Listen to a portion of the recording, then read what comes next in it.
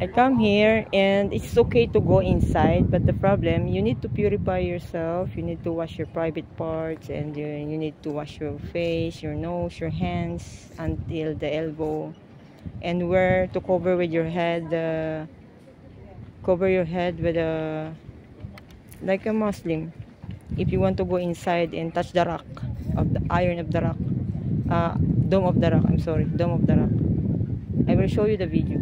Very beautiful. I need to stay here maybe 10 minutes or 20 minutes because I need to take my things in the gate. Look.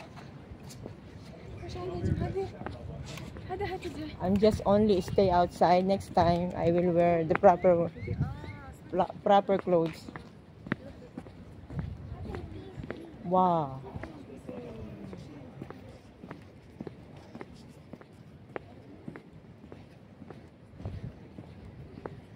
Ito po talaga yung ibabaw ng ano, yung dingding nito, doon nagpipray yung mga ano, yung mga Jewish.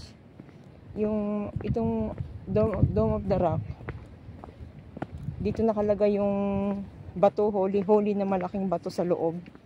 Ngayon kung gusto niyo makapasok, sabi sa akin ng babae, pagpasok niyo sa entrance, sa left side may daan ng para sa mga babae. Pero bago kayo pumunta dito, purify yourself, maligo.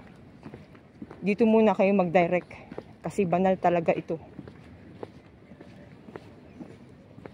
Nandito pa yung mga sinaunang gate. Ang dami pala nito eh. Maganda itong lugar na to.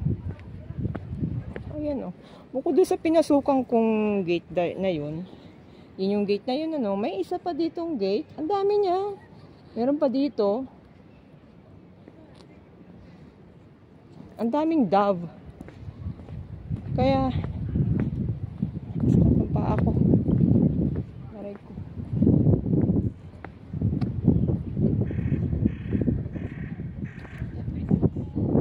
Maganda siya.